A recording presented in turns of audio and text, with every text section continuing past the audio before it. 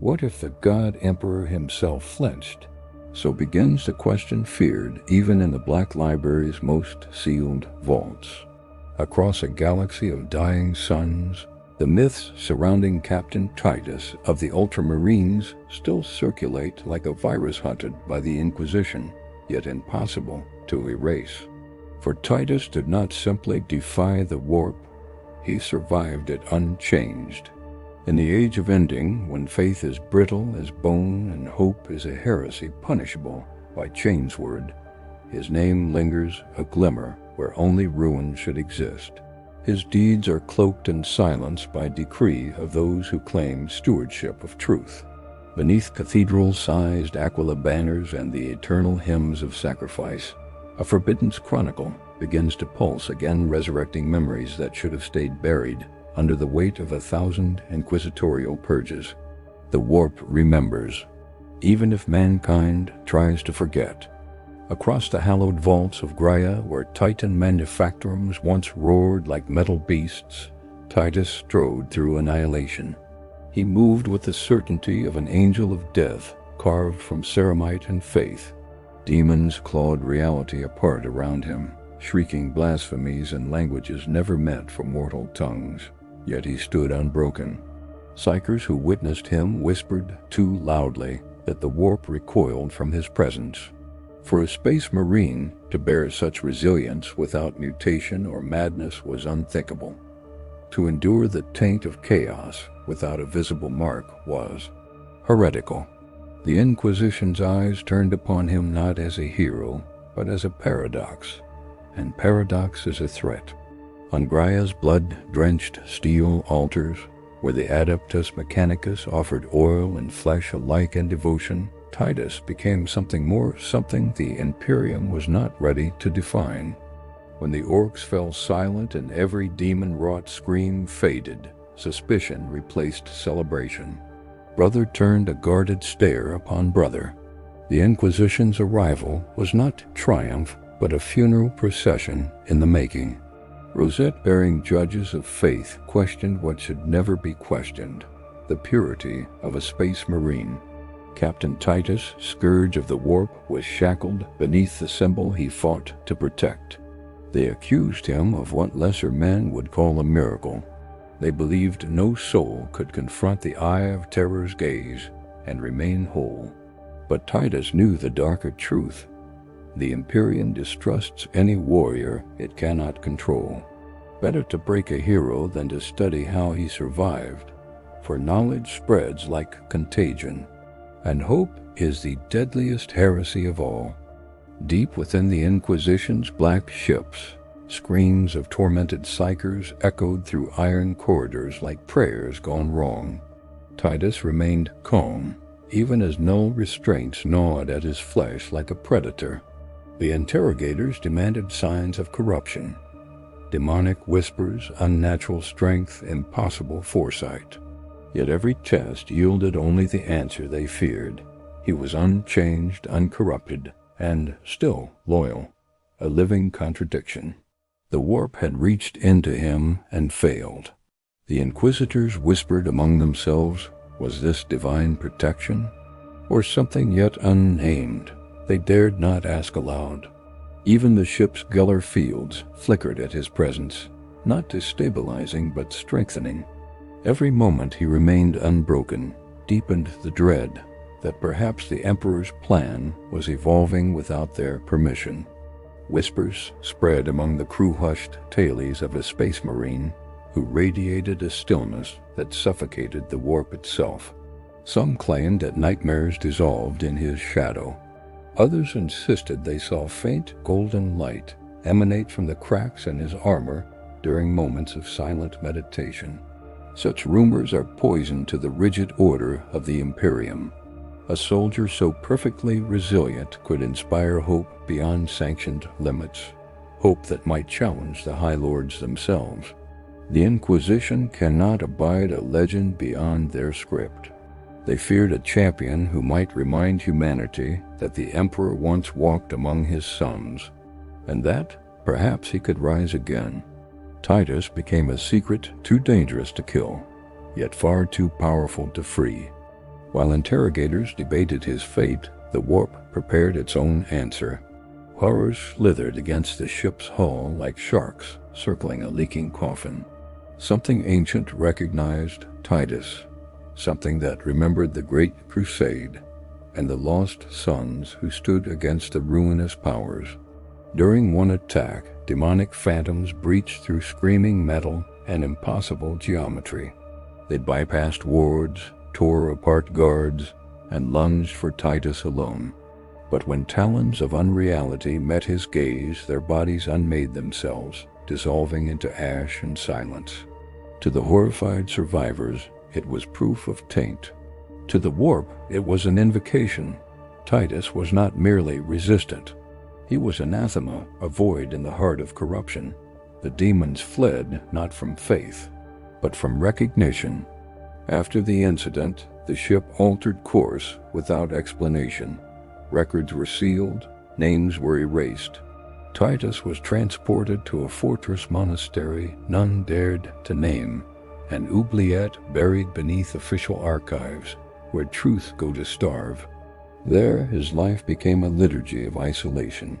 Years stretched like cold iron links. No battlefield, no brothers, only questions looping endlessly. What did the warp see in him? What did the Emperor intend? He meditated on the brink between faith and revelation, feeling the warp press against the walls like a hateful ocean. Each wave broke upon him and receded. If he concentrated, he could sense voices, demon, saint, and perhaps something far more familiar. They sought to claim him, or awaken him. The fortress around him roared with distant wars, yet Titus remained untouched by battle. The galaxy decayed without his bolter to steady its fate. The Ultramarines mourned him as dead not by body, but by decree. Guilliman's return reshaped the Imperium, reforging its armies for the final night, and still Titus was denied his place among his brothers. But devotion cannot be contained in a cage. He trained relentlessly, reciting catechisms until his voice shook the stone. If faith defined purity, then he would become its very definition. In that silent crucible, he felt the Emperor's presence, not as a god chained to a golden corpse, but as a father watching a chosen son grow beyond the limits imposed by a terrified clergy.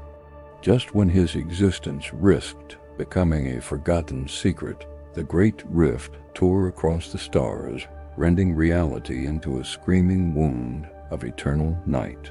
The warp surged like a tidal wave hungry for souls, breaking defenses mankind once believed sacred. The fortress prison trembled, alarms echoing like funeral bells. Through breach after breach, demons sought him again, this time with purpose, chanting his name as though invoking a lost primarch. The walls ran slick with ichor, purity seals shriveled and burned, but Titus walked through the onslaught untouched. His captors, desperate and trembling, realized they had caged their salvation. Yet terror held their tongues. Releasing him might invite a power they could no longer dictate. A decision came from shadows higher than any inquisitorial rank.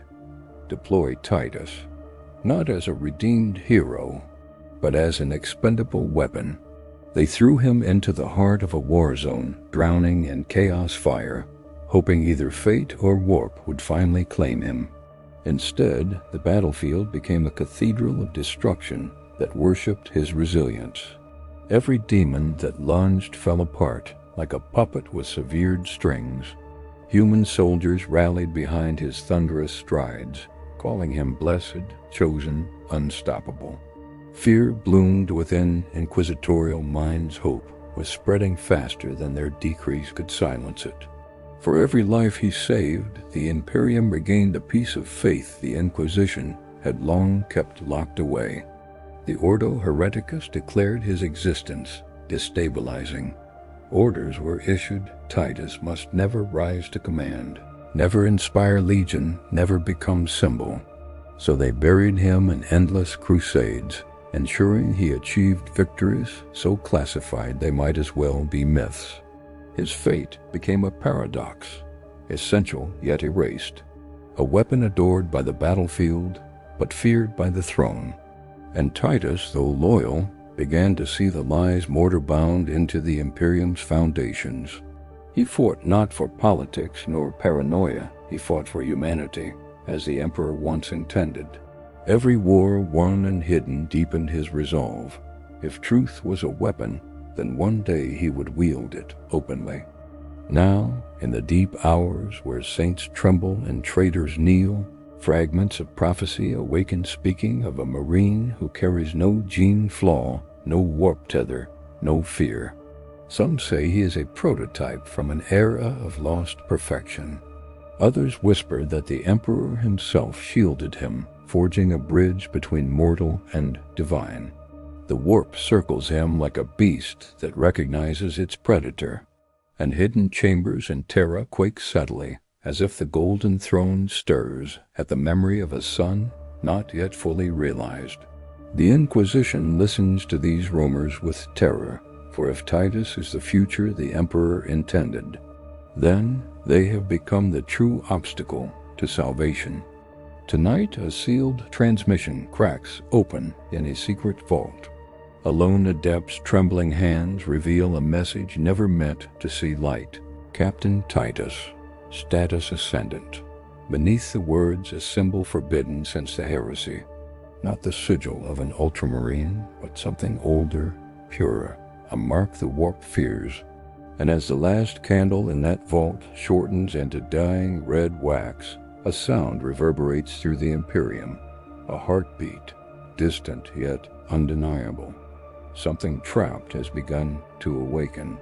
The warp, for the first time in 10,000 years, hesitates. For the truth the Inquisition buried is clawing toward revelation, and its first breath has already been taken. The heartbeat echoes, a single pulse that ripples across the eons. Astropaths convulse as visions strike like lightning to the skull-golden armor fractured by chains, a warrior kneeling alone beneath a sky made of broken prayers. On distant shrine worlds, statues of the Emperor weep tears of rust, purity seals detaching like dead leaves. Confessors struggle to quell the panic within their own hearts, for the faithful feel what the hierarchy denies. Something sacred is stirring, and its awakening is not within their control. The Imperium was built on certainty unyielding, absolute, but now certainty trembles. In silent cathedrals beneath Terra, archivists burn ancient scrolls, terrified of a future that does not require their permission. The heartbeat comes again, slower, stronger. An unspoken truth presses against reality. The Emperor does not sleep, and what he remembers may not forgive. The warp storms roar louder, as though the universe strains toward a violent birth.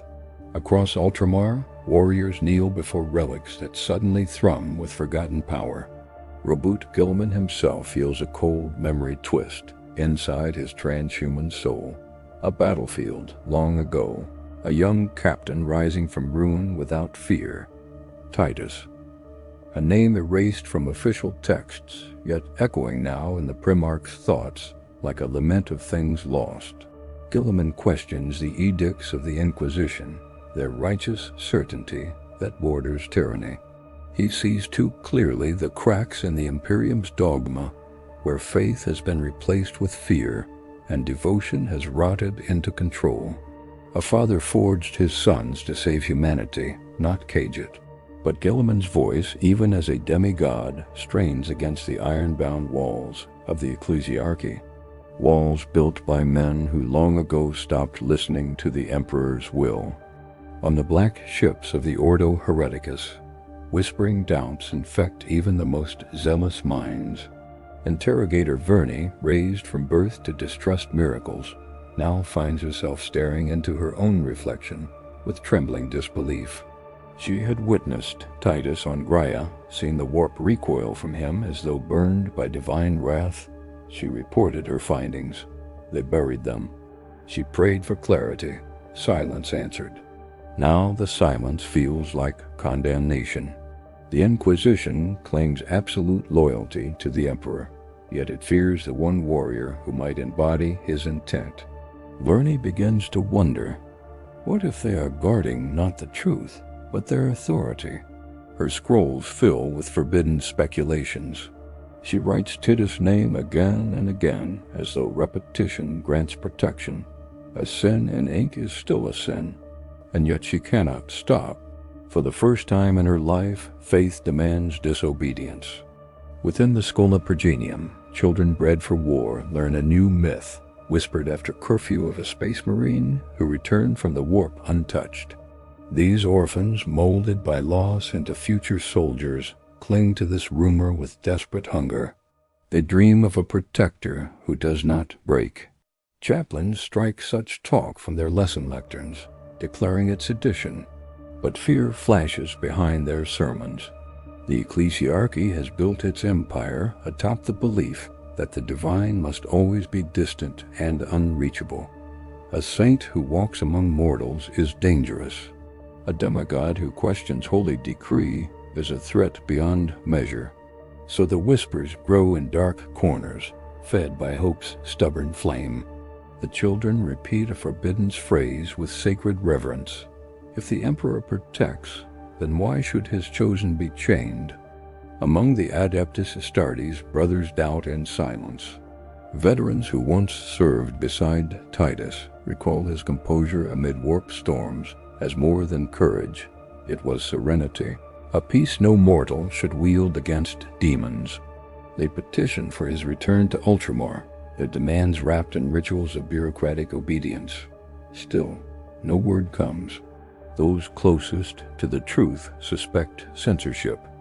Others suspect fear. Techmarines examine their own gene seed in secret, wondering if perfection is not lost after all. But such thoughts tread perilously close to heresy. Any deviation from script becomes a blade aimed at their own throats.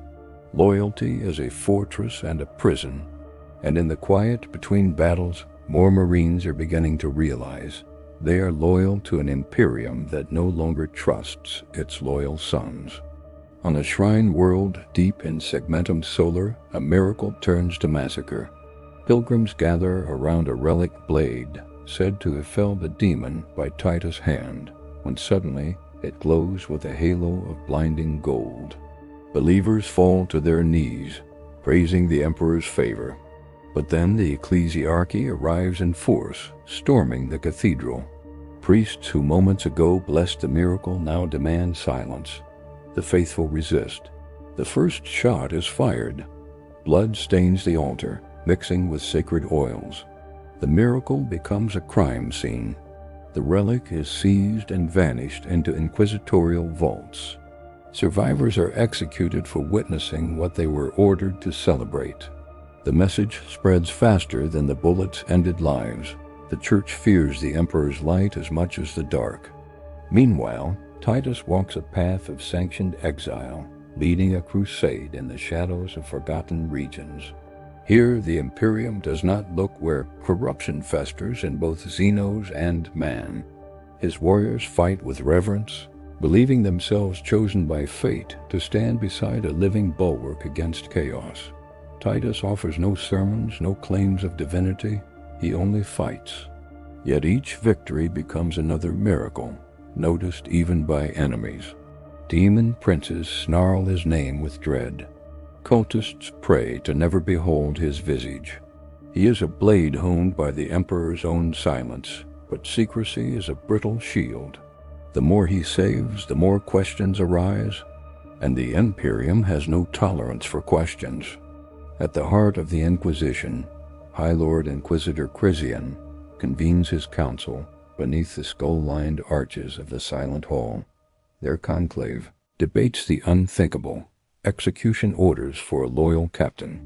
They speak not of his deeds, but of optics, containment of narrative, preservation of doctrinal authority. Not once do they invoke the Emperor's will. Their words weigh strategy, not righteousness. They fear that Titus, unbound, might shatter the myth they depend upon. that humanity must remain forever helpless without their guidance. One dares to argue for clemency. He is quietly marked for disappearance. In the dark, power devours truth. The council raises their sigils. A verdict is etched in secrecy. If Titus returns to public sight, he will be erased not by chaos, but by those who wear purity like a mask. The warp stirs enraged. In realms where time screams and hope decays, demonic voices argue among themselves. A figure they hunted millennia ago now denies their dominion. They sense a presence wrapped in golden fire that rejects their corruption like poison. They remember the emperor not as a corpse chained to a throne, but as a warrior who defied their gods with burning sword and boundless wrath. Titus carries a shard of that defiance. He is an insult to their sovereignty. Thus the warp plots, not through direct assault, which has failed, but through temptation and revelation. They whisper truths that would unravel the Imperium's lies. They promise that Titus need only claim what is already within him. And they wait, patient as death. Reboot Guilliman receives a classified communique, coded with symbols predating the heresy. The transmission contains only one image: Titus standing before a broken Geller field, demons erased from existence around him like dust in a solar wind. On the reverse, a single line: he is not corrupted, he is awakening. Guilliman feels the ground of faith shifting beneath strategic logic. The Imperium Nihilus screams for saviors, yet the High Lords chain one. He stares toward Terra, not with reverence, but with suspicion. If mankind is to survive the long night, truth itself must be liberated. Guilliman begins to move pieces on a board the Inquisition believes they alone control. For in his heart a war older than chaos rekindles, truth versus dogma. Interrogator Verney flees into the void, bearing sealed data crystals containing every suppressed record of Titus. She knows the Inquisition will hunt her to the galaxy's edge. But fear no longer rules her. What she carries is hope, dangerous, holy hope. On a lonely outpost, she transmits the first fragments into the noosphere. Records of Graia, logs of the Black Ship breaches, classified reports stamped with contradictory sigils. Each release is a spark drifting toward a powder keg soaked in centuries of lies. She expects death. What she does not expect is the reply, a coded message bearing the sigil of Guilliman himself. You are not alone. The galaxy shifts.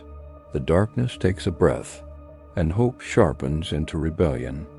On a battlefield illuminated by burning heavens, Titus stands upon the bodies of fallen traitors. His armor is cracked, his helm discarded, his eyes fixed on a sky that bleeds warp lightning. He feels the heartbeat again inside him this time, a command pulsing through his soul. The Emperor calls, not through priests, nor saints, nor institutions, but directly through the warrior he has chosen.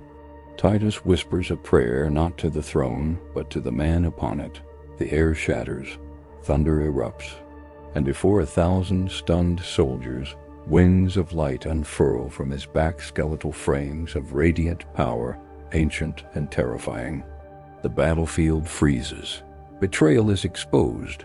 Heresy is glimpsed. And in the horrified silence, one truth becomes inescapable. The Emperor is not the only one awakening. The wings of light dissolve into falling embers as Titus stands locked between awe and dread. The battlefield watches, their faith torn open like a wound. Some fall to their knees, believing they have witnessed a saint born of war. Others recoil, recognizing something older than miracles, something that does not fit into Scripture. Titus feels none of their certainty. Radiance still clings to his bones like frost, but his heart is a battleground. Was the Emperor's voice his salvation, or a summons into damnation? The silence inside him pulses with unbearable meaning, and that silence terrifies him more than any demon's roar. He wonders if he has just stepped onto a path no mortal or demigod was ever meant to tread. Above him, the warp storm snarls, as if the cosmos itself refuses to accept the shape of what he is becoming. On Terra, the golden throne convulses with flickers of broken divinity. Custodians rush to stabilize the sacred machinery as alarms shriek in tones reserved for extinction-level heresy. The Emperor's corpse shell shudders. The Astronomicon flares with agony, briefly illuminating the galaxy like a second sun. High Lords tremble in sealed chambers as they feel his attention shift. Not toward their palace, not toward their councils, but elsewhere. The ecclesiarchy collapses into frantic denial. They preach that nothing has changed, but the faithful feel the lie burn their tongues when they try to repeat it. Priests stare upward with wet terror, knowing the Emperor has seen something, someone, worthy of his regard, and it is not them. In a chapel cloaked in incense smoke and sorrow, a sister of battle named Amelia falls prostrate, weeping not from fear, but from the realization that her life of unyielding devotion may have been pointed in the wrong direction. She whispers confessions into silence, her doubts, her longing, her exhaustion from years of justifying atrocity as holy necessity. She clutches a rosarius tight enough to draw blood. If he is chosen, what does that make us? She asks through cracked lips. Her faith, once a fortress, now feels like a weapon pointed inward. A tear rolls across a purity seal and dissolves the ink, as if the Emperor himself rejects the false words written there. Amelia does not rise as zealot. She rises hungry for truth. The Inquisition fractures like glass under pressure. Some cling to dogma, demanding Titus' immediate execution, calling him abomination draped in illusion. Others awaken from indoctrination as if from nightmare, realizing the Imperium's faith was bound in chains by those who feared liberation.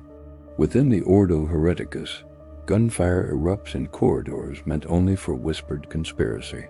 Purity seals burn away unprovoked. Portraits of sainted inquisitors crack under invisible force.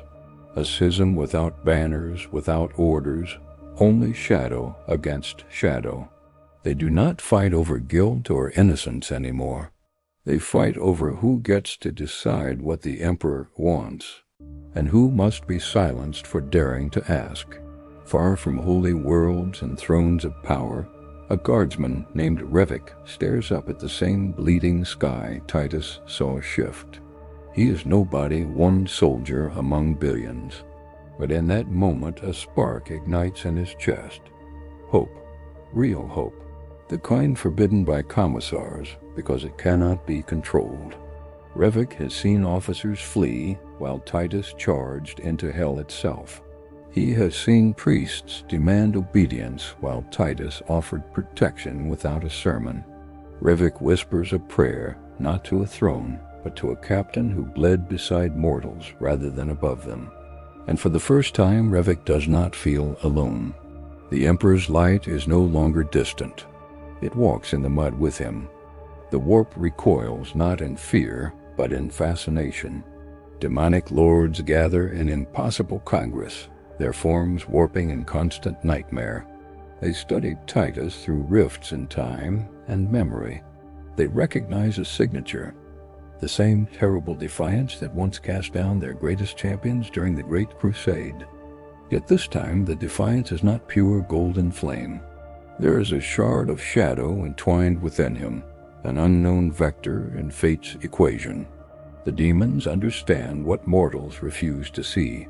The Emperor did not simply bless Titus. He changed him. And change is the greatest heresy in a galaxy that cannot evolve. They hiss a single prophecy into the screaming winds of the warp. He will choose. Guilliman stands upon the bridge of his flagship as reports flood in, miracles, insurrections, unexplained deaths of inquisitors who oppose the truth. He grips the hilt of his sword, feeling judgment radiate through his very bones. The Imperium he now leads is a malformed inheritance of fear and fossilized faith. If Titus represents the Emperor's intent reborn, then the system built in his absence must fall. The Primarch does not fear war, but the war that comes now is not against Xenos or heretics. It is a conflict against everything humanity has been taught to believe. Guilliman whispers his father's title like a curse and a prayer. Lord of mankind, what have you unleashed? Interrogator Verney hides among the uncounted stars, but there is no sanctuary from truth. She watches Titus through intercepted transmissions. Every battle he fights, every soldier who begins to believe. His presence spreads like wildfire, lighting torches long buried beneath the ash of terror. She records testimonies from those he saved, a child healed by touch alone, a psyker freed from nightmares, an entire regiment shielded from warp incursion by a burst of golden light. He is proof, she whispers to the void, proof the Emperor acts. Yet a fear gnaws her resolve. If Titus is his chosen, then what judgment awaits those who doubted? Amelia departs her order under cover of silent night, exchanging her relic armor for a simple cloak. She goes not in rebellion, but in pilgrimage. Guided by dreams that smell of incense and gunpowder, she seeks the warrior whose existence demands answers. Along the way, she witnesses brutal truths. Shrines toppled by mobs chanting Titus' name. Confessionals turned into interrogation vaults. Saints' icons shattered because they no longer measure up to a living example. Her faith is battered by every sight, yet it does not break. She walks through ruin with a prayer unspoken. May truth survive us all. On the battlefield that birthed his transformation, Titus returns. The earth remembers scorched craters still smoking beneath a fractured sky. He kneels, pressing his gauntlet to the soil, soaked with blood and memory. His thoughts drift to his brothers lost, to the horrors endured, to the accusation that stole his honor. I am loyal, he vows, but loyalty now feels like a chain tightening around him. A voice stirs behind his ribs, gentle yet unyielding. You were never meant to follow. The wings of light flicker into existence again, stronger. Titus rises, no longer unsure. The galaxy holds its breath as Titus speaks aloud to an unseen presence. Father, why me? The answer comes not in words, but in revelation. His armor splits along hidden seams. Genetic markers ignite like constellations beneath his flesh. A symbol forms across his chest, not the Ultramarine's Omega, but a sigil forgotten since the birth of the Imperium. A Primarch's sigil. The air trembles. Space Marines who witness it drop their weapons, choking on disbelief. Guilliman feels his blood turn ice. The Inquisition screams into Vox channels too late. The demons laugh, triumphant at the chaos unfolding. For the first time, Titus understands why the warp fears him. He is not merely blessed. He is not merely chosen. He is unfinished. A lost son of the Emperor still becoming. Under a sky clogged with ash and forgotten promises, the Imperial banners still clung to ruined battlements like condemned saints, refusing final absolution. The warriors who survived Part 3's brutal crucible dragged themselves forward, knowing salvation was a lie but duty remained.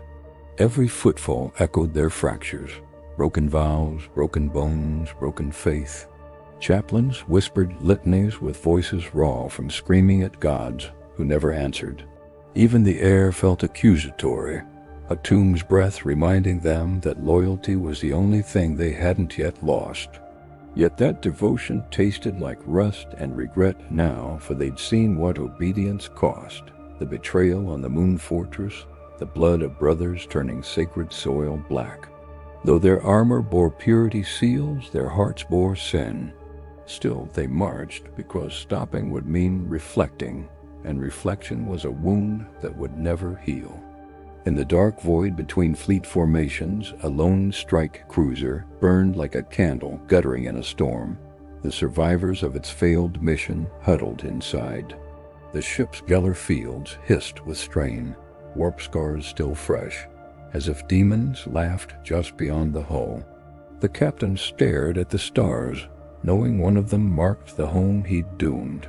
He had chosen to obey a transmission he suspected was tainted, sacrificing a planet for the illusion of strategic gain. Now his warriors moved through the ship like ghosts, polishing weapons that could no longer kill the guilt lodged beneath their ribs.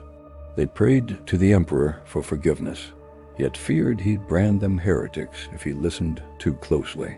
Silence stalked the corridors, ready to explode into mutiny or madness. Only the beating alarm of a failing life support system reminded them they were still alive enough to suffer. On a cathedral world once known for its hymns, the choir militant now wailed dirges of scorched faith. The sororitas who survived the orbital purge carried relics through streets that crackled with lingering plasma fire, their armored boots crushing the bones of the devout who'd stood against them. They told themselves those bones were traitor bones, but the terror in the citizens' final screams suggested doubt. Canoness Verena's eyes swam with a fury she claimed was holy, but felt like desperation. She had unsheathed her power sword against old allies, convinced she must purge corruption before it spread. Yet the stench of burnt flesh beneath her armor reminded her that the corruption may have been fear, her own. As dusk fell crimson over the ruins, she knelt before the shattered altar, whispering that the Emperor understood sacrifice. But she wondered, trembling, whether he still recognized his daughters.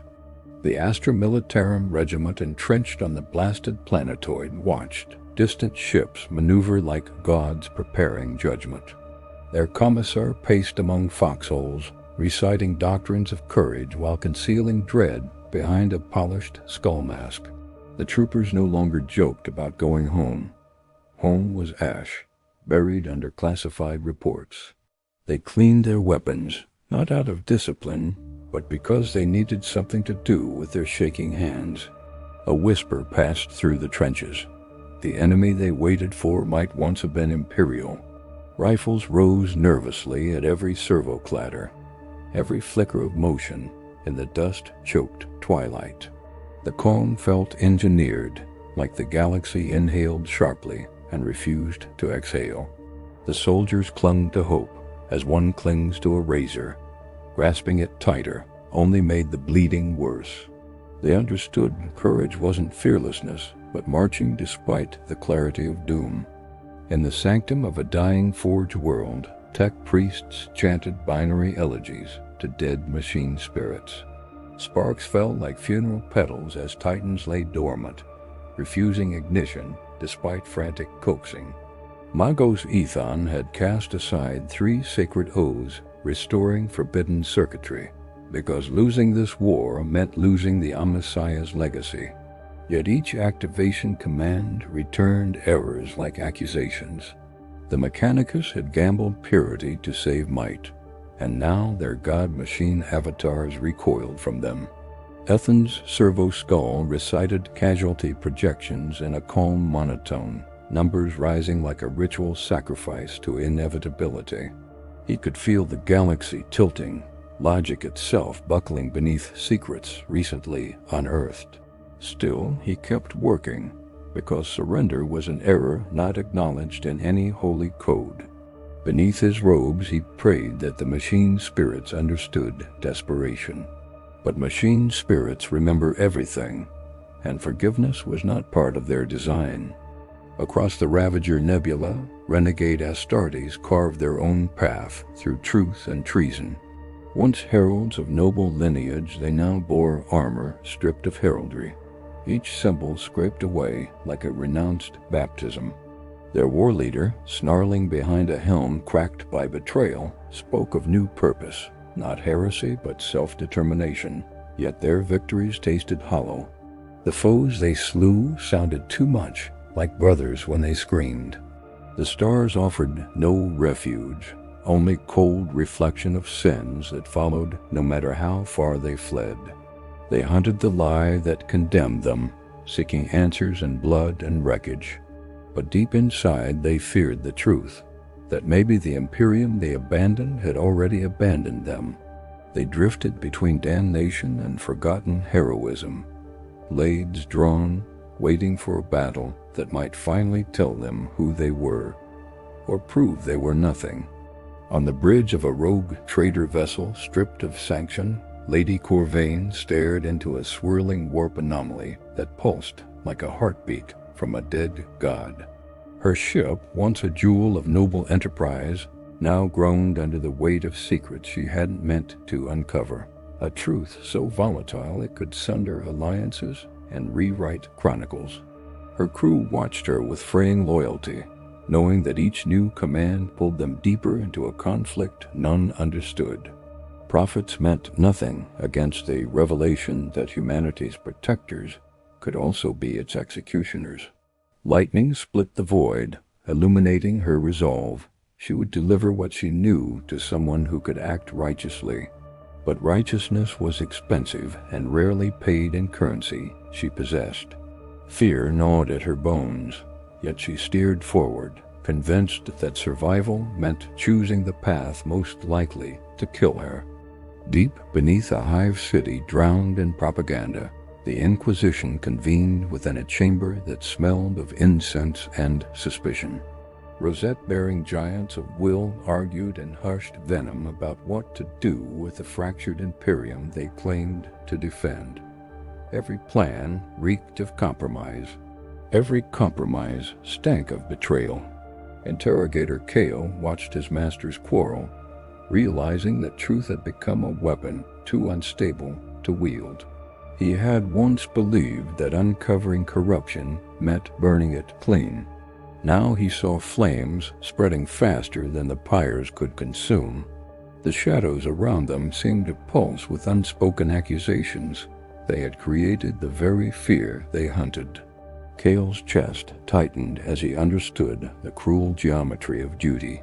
The righteous could doom millions with a single sanctioned decision. And the sinners? They often slept better. Something would crack soon. He prayed it wasn't him. On a death world where the jungles devoured steel like bread, a lone survivor of the Death Watch limped through foliage dripping acid dew. His mission had succeeded. The Xenos threat was extinguished, yet victory felt like mockery.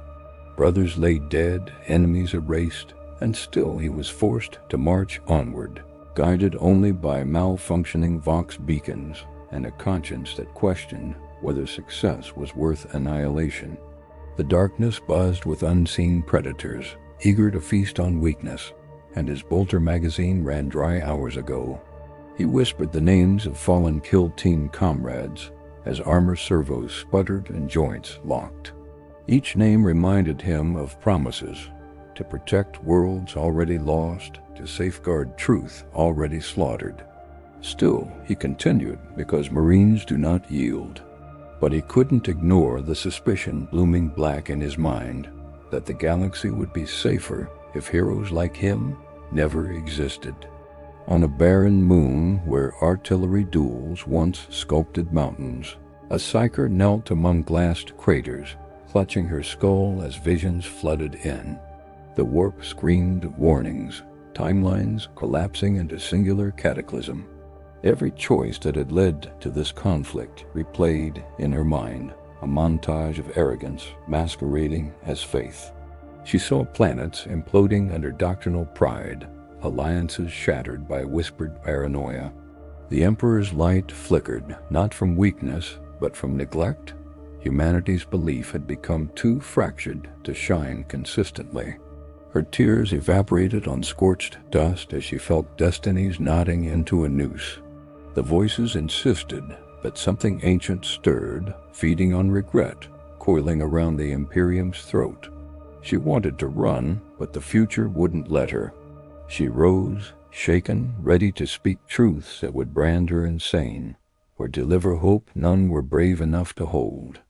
In orbit above a fortress world encircled by warships locked in tense formation, the chapter master of the Blooded Dawn gazed upon a battle neither side wished to begin, but neither could afford to lose. His Terminator armor groaned as though weighted by every oath he'd sworn. Honor demanded vengeance. Strategy demanded restraint. The traitor fleet across the void bore familiar silhouettes, once celebrated Crusade brothers. He could not fire without igniting a war destined to consume loyal and renegade alike, yet waiting allowed rot to spread, shame multiplying with every heartbeat. Rage coiled beneath discipline, a lion pacing in a shrinking cage. This moment, this suspended breath, would define legacies. He spoke no speeches. He simply waited, fingers trembling over the strike command that could make him a savior or a butcher. Silence dared him to choose. And somewhere, beyond sight but not intention, the architect of all this suffering smiled from his throne of lies. Every faction moved according to wounds inflicted long ago, grudges metastasizing into fate. The galaxy's balance shifted like plates of shattered armor, grinding under celestial pressure. Truths whispered in hidden archives had breached the surface, and when truth rises, empires drown. A storm rolled through the stars, coils of warp lightning circling like carrion seeking fresh corpses. Faith strained, steel moaned, hope bled its final drops. Everything, every devotion, every betrayal, now funneled towards a single inevitable clash. And as the first orbital bombardment targeting arrays locked with surgical, damning precision, the galaxy dared not blink. Fate exhaled. Then nothing. A single heartbeat before annihilation, the universe held its breath. The universe exhaled and fire descended. Orbital bombardment tore open the sky, turning hope into molten glass. Loyalists and renegades alike were swept into the storm, their banners dissolving into vapor. Amid the ruin, the Imperial captain who once doomed a world screamed orders into crackling vox static, refusing to let fear dictate the final tally of his life. He led his remaining warriors into the inferno, bolters roaring like accusations hurled at an uncaring cosmos. The ground cracked beneath them, swallowing saints and traitors without distinction. For one fleeting instant, as shrapnel carved through his armor, he believed redemption was finally within reach, a death fighting for truth, not manipulation. The stars winked through smoke, indifferent witnesses to his defiance, and he charged onward, aflame with purpose that felt like salvation, even as annihilation closed its jaws around him. On the desecrated cathedral world, Canoness Verena raised her sword against thunder-made flesh, Astartes descending in drop pods screaming penitence in each impact. She should have faltered, confronted by the truth that she had killed innocents in her zeal, but instead she roared a prayer so desperate it fractured into fear halfway through. Her sisters clashed with armored giants, and the air filled with broken hymns and ricocheting faith. The Canoness confronted a Terminator who bore the sigil of her lost allies, one she had ordered purged. The pause between them was a cathedral of guilt. Her blade struck first. His hammer answered in righteous ruin. As her body failed, she reached for the Emperor's light, and found only a flicker, not of condemnation, but of weary sorrow. She died kneeling, armor cracked open like a confession. Above the ravaged trenches, the Astra Militarum made their final stand. Artillery screamed, voidcraft burned, and the Commissar shot his last bolt, round into the skull of a man who simply wanted to run. He tasted bile and regret behind his iron resolve. For the Emperor, he said, but his heart whispered, "Forgive me." As Xeno's monstrosities surged from beneath churned earth, bayonets met chitin and blood-soaked soil already drunk on history's mistakes. Grenades blossomed like toxic flowers. Men died clutching tags engraved with homes that no longer existed. And yet, through terror and exhaustion, they advanced. Not for victory, not for empire, but so their deaths would not be meaningless. When the commissar finally lost his footing and the swarm closed in, he welcomed their claws like absolution, relieved to stop choosing who must die next. In the Forge World's crumbling sanctum, Magos Ethan ripped purity seals from his chest, code-chanting a heresy bold enough to resurrect titans. Machine spirits howled, rejecting corruption, but necessity was a cruel god.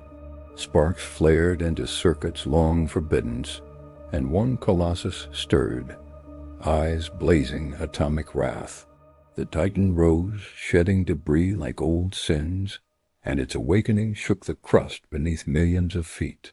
Ethan collapsed, his augmetic heart failing under divine overload. He smiled, an unfamiliar human expression. If damnation could save humanity's future, then he embraced damnation willingly. The Titan's footsteps became thunderous songs, stomping heresy and loyalty alike with impartial apocalypse. In Ethan's final flickering vision, he saw the machine god's face, not wrathful, but mourning. Then darkness welcomed its prodigal son home. Renegade Astartes ignited jump packs as they slammed into loyalist lines, brother killing brother, oaths devouring oaths. Their war leader caught sight of a heraldic symbol he once wore, and memories assaulted him like bolter fire. Crusades shared, vows sworn beneath stars, unspoiled by duplicity. He faltered. A loyalist blade pierced his chest, sliding into a heart that once beat only for the Imperium. As he fell, he realized his rebellion had never been against duty, but against lies. His helm cracked open, blood fogging the visor. He tried to speak the truth he had discovered, the one worth dying for, but the battlefield swallowed his words. His brothers, both sides, fought on, never knowing how close they were to unity. Lady Corvain's vessel hurled itself into the maw of the warp anomaly, hunted by those who wished her revelations buried forever. Alarms shrieked. Bulkheads screamed. Her hands shook as she transmitted the encrypted truth into every frequency that could carry it. A secret capable of ending wars or ensuring they never stopped. Warp lightning coiled around the ship, hungry. Hull plating peeled like burning parchment. But she did not falter.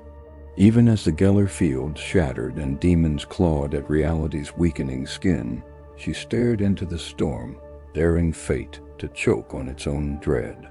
She vanished, ship and crew consumed in a distortion of light and flesh. But her message survived, shooting through space like a prophecy no longer willing to be silenced. The Inquisition fractured. Blasts tore through their chamber as accusations turned into executions. Interrogator Kale fled through archives of forbidden lore, clutching data scrolls that promised clarity at the cost of everything else.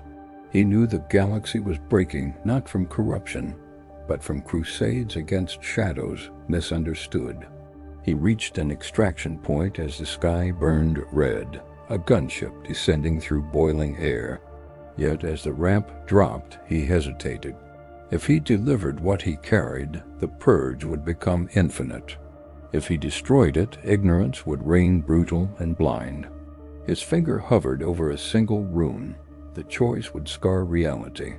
He closed his eyes, and fate was decided with a trembling press. The Death Watch survivor staggered into a war zone already lost.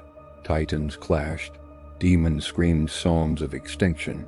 He had no bolter rounds left, only a combat blade, and the names of his dead. He charged anyway. The jungle predators who once hunted him fled from the greater terror rising. He leaped upon a towering warp spawn, knife punching through flesh that shifted like nightmares. Each strike was a eulogy, each breath a stolen future. When the creature crushed him under a taloned foot, he roared his kill team's oath. His armor shattered, his body broke. His spirit did not. He died knowing that even in failure, courage remained sovereign. The Psyker's visions coalesced into a single, unbearable truth. Every destiny now converged upon a moment already collapsing into history. She unleashed her power, warp energy detonating through the moon's crust, annihilating demons before they struck a command center that would have doomed billions. Blood poured from her eyes as futures screamed past. She saw what sacrifice meant, not glory, but being forgotten. Her bones began to crack as the warp tore through her mortal frame. With her last coherent thought, she begged the Emperor not for protection, but for memory. Her light flared, then extinguished, saving millions who would never know she existed. The chapter master gave the order. Lance batteries fired. Boarding torpedoes launched. The void became war incarnate. In the chaos, he confronted a traitor champion whose voice still haunted his dreams. The brother who deserted him to save civilians' command doctrine had deemed acceptable losses. Their duel was thunder given purpose, shields shattered, blood-patterned ancient armor and blasphemous sigils. At last, the chapter master struck a fatal blow, but as his brother fell, he whispered that duty without humanity was damnation. The master hesitated, blade dripping truth. The war around him roared on, unaware that the Imperium's soul had just trembled. The architect watched as plans long in motion tore themselves apart. Chaos fed, faith bent, but humanity refused to break. His smile faded to a sneer, control slipping from his talons. The galaxy no longer obeyed ancient scripts. New legends bled into existence, born from flawed heroes and necessary sins. Destiny's chains rusted. The architect realized too late that he was no longer puppeteer, but spectator, and that terrified him more than defeat ever could. Silence fell. Not peace, but aftermath. Fires guttered. Vox channels stuttered with weeping static. Survivors crawled from wreckage, eyes hollow with things they could not unsee. Ruins glowed like cooling wounds. The truth released into the void began spreading, unstoppable as infection. No victory hymn rose. No banner survived. Only questions, sharp enough to cut the future open. Something eternal had clearly shifted, solemn and unspoken. A galaxy that once bowed to inevitability now recoiled from it. And in that fragile hesitation, change dared to exist. Ash drifted across a broken world like the remnants of burnt scripture. Survivors moved as shadows among the bones of war machines that once shook continents with every footstep. Captain Titus stood beneath a fractured Aquila, its wings jagged like the memory of faith. His armor was scarred, bearing both loyalty and heresy in equal measure. He kneeled, gauntlets pressing into scorched stone still warm with the blood of the devoted. Above him the void crackled with distant battles, yet here all was quiet. He wondered if silence was mercy or abandonment.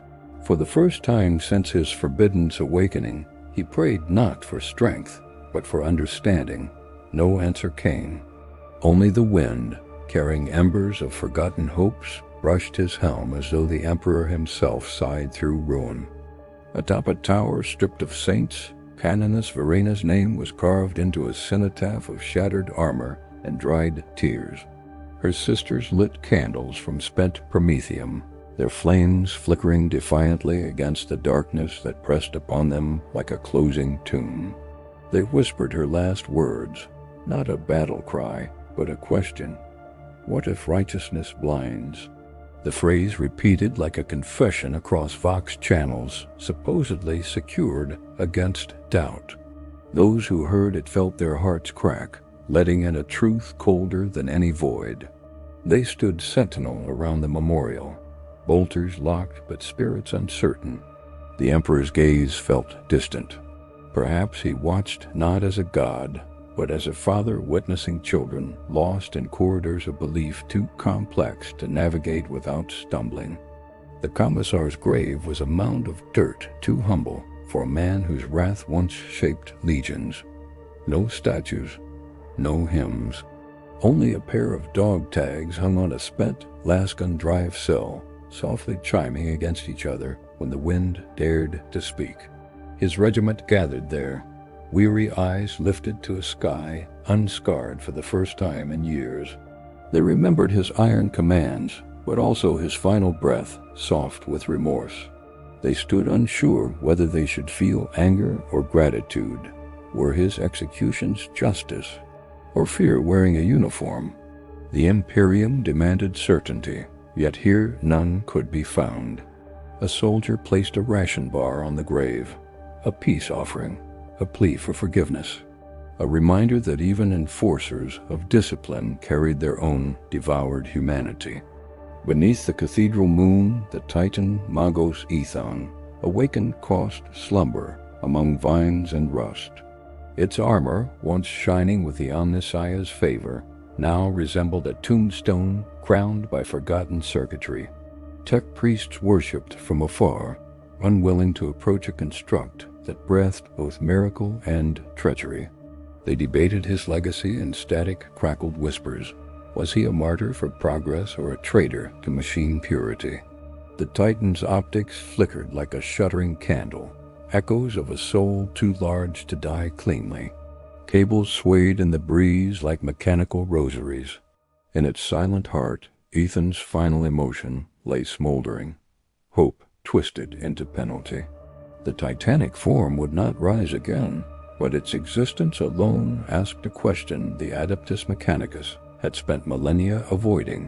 What if truth requires disobedience? Deep within an inquisitorial vault, cracked open by mutiny, Interrogator Kale stood among relics that pulsed with memory. Scrolls decayed. Servo-skulls lay still. All knowledge, pure and profane, now belonged to the wind. Kale exhaled, the weight of his choice draped heavy as mourning cloth. Salvation or annihilation? He had chosen, yet feared he would never learn which path had been carved. His reflection shimmered in a shattered visor, eyes uncertain, mouth set in resolve he no longer believed in. Behind him, the vault door creaked, echoing like judgment. He walked into a future swallowed by shadow, data slate tight in his grasp. Whether he delivered damnation or deliverance, history would forget his name regardless. Such was the Inquisition's greatest cruelty. Sacrifice erased as treason, truth preserved only through secrecy's silence. The Death Watch survivors' remains were entombed beneath Xeno's roots, reclaimed by the very world he fought to save. A single purity seal, miraculously intact, fluttered like a tiny banner of defiance. Scouts discovered him by accident, and though they could not identify his chapter, they recognized valor etched into broken ceramite. They buried him beneath a cairn marked only by a bolt blade plunged into earth, his story unknown but honored.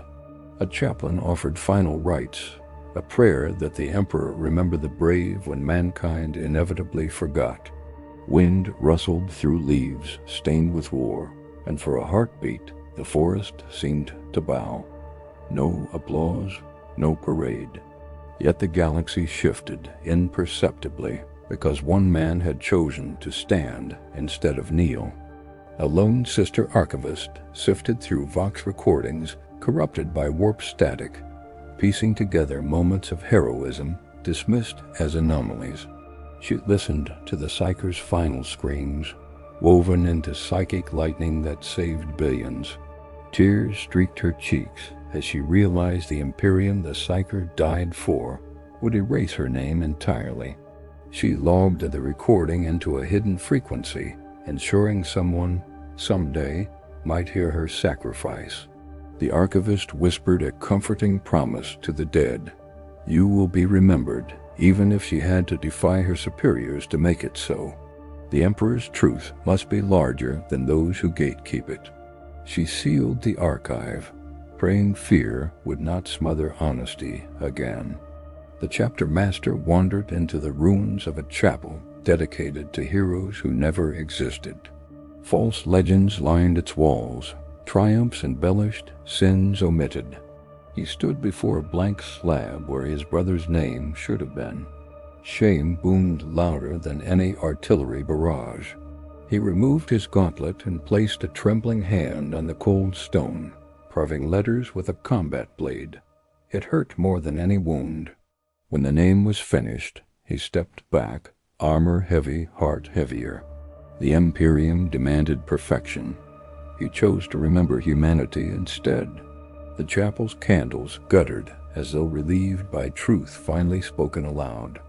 On a world freed from battle, yet enslaved by fear, civilians prayed not for victory but for tomorrow. Their churches lay in rubble. Their preachers could offer only trembling reassurances that the Emperor still listened. Children lit candles for warriors whose stories they would never hear. Mothers gathered food from hollowed manufactorums. Fathers patched shelters with the armor scraps of fallen giants. Fragile as the dawn, they persevered, not because they trusted the Imperium, but because hope is a rebellion no tyrant can fully extinguish. The question haunted every whispered prayer: when gods wage endless war, who protects the mortals? Amid orbital debris, Lady Corvain's encrypted message pulsed through the void like a heartbeat refusing death. Astropaths intercepted fragments, truths too dangerous to fully comprehend. Some claimed to hear her voice whispering warnings. Others heard promises. Most heard only static, but felt dread settle into their bones like buried prophecy. The message endured beyond destruction, a ghost that would haunt power until power feared its own shadow. The warp stirred hungrily, sensing belief beginning to shift. Reality itself held its breath.